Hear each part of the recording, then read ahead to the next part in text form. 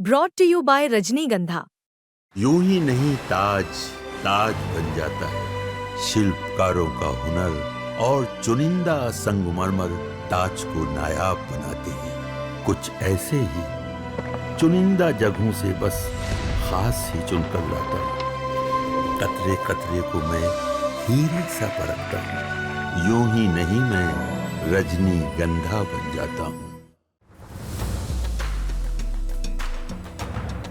नमस्कार, आप देख रहे हैं बिहार तक और आपके साथ मैं हूं ऋचा शर्मा। बिहार विधानसभा चुनाव की सरगर्मी अब अपने चरम पर है और राजनीतिक पारा बढ़ता जा रहा है।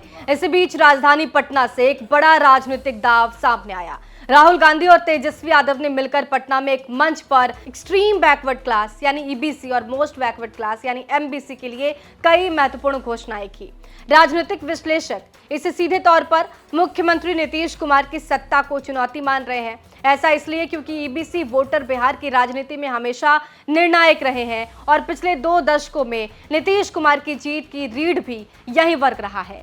राजनीतिक पृष्ठभूमि को समझना भी जरूरी है। देखिए, बिहार की लगभग 36% आबादी ईबीसी वर्ग की है। ये वो समुदाय है जिसे सामाजिक और शैक्षणिक रूप से पिछड़ा माना जाता है। इसे अक्सर शिक्षा, रोजगार, राजनीतिक प्रतिनिधित्व और बुनियादी सुविधाओं में पीछे छोड़ा गया। हालांकि ये ओबीसी की उपश्रेणी है, लेकिन इसकी संख्या और चुनावी ताकत इसे विशेष बनाती है।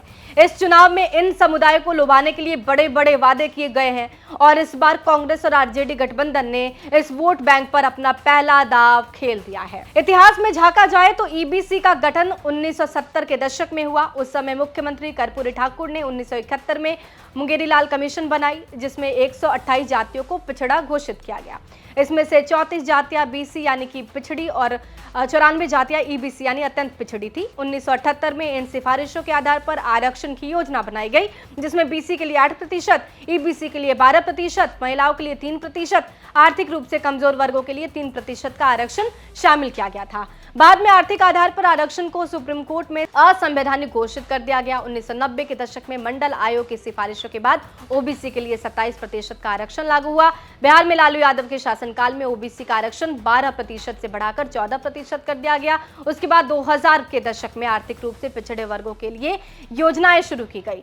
2019 में 103वें संविधान संशोधन के तहत गैर एसटी, एससी, ओबीसी आर्थिक रूप से कमजोर वर्गों के लिए 10% आरक्षण लागू किया गया। 2023 में बिहार विधानसभा ने कुल आरक्षण 65% कर दिया, जिसमें ईबीसी का हिस्सा 18% से बढ़ाकर 25%, बीसी का 12% से 18%, एससी का 16% से 20%, एसटी का 1% से 2% कर दिया गया। बिहार में ईबीसी की आबादी 36% होने के बावजूद इसकी जातीय संरचना बिखरी हुई है। राज्य के 2023 के जाति सर्वेक्षण के अनुसार ईबीसी श्रेणी में कुल 112 जातियां आती हैं। इनमें से केवल 4 जातियां तेली, मलाह, कानू और धनुक ऐसी हैं जिनकी आबादी 2% से अधिक है। मुस्लिम जातियों में केवल जुलाहा 3.5% का हिस्सा महत्वपूर्ण है। बाकी 100 जातियों का हिस्सा 1% से भी कम है। इसका मतलब है कि ये वोट बैंक बिखरा हुआ है और इन्हें एकजुट करना आसान नहीं है। लेकिन यदि कोई दल इसे सफलतापूर्वक अपने पक्ष में कर ले तो चुनावी परिणाम पूरी तरह से बदल सकता है। राजनीतिक रणनीतिकार की बात की जाए तो राहुल गांधी ने मई 2023 में दरभंगा में शिक्षा और न्याय संवाद कार्यक्रम में ईबीसी, पिछड़ी जातियां, दलित, महादलित, अल्पसंख्यकों के लिए प्राइवेट संस्थानों में आरक्षण की मांग की थी। अब चुनावी मंच से उन्होंने कई घोषणाएं की, जिसका उद्देश्य स्पष्ट है, ईबीसी और एमबीसी को अपने पाले में लाना।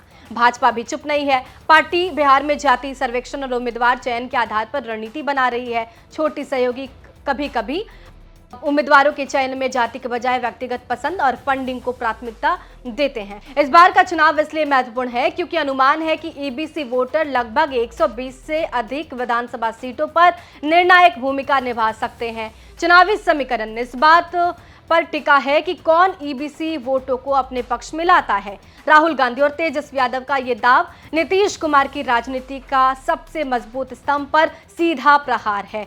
नतीजा ये होगा कि बिहार का चुनाव सिर्फ यादव मुस्लिम समीकरण या कुर्मी भूमिहार की लड़ाई नहीं होगी, बल्कि ईबीसी समुदाय की पसंद तय करेगी कि सत्ता की कुर्सी किसके हाथ में जाएगी। बहरहाल, आपको इस मुद्दे पे क्या कुछ कहना है, कमेंट बॉक्स में जरूर लिखिएगा। बने रहिए हमारे साथ, देखते रहिए बिहार तक।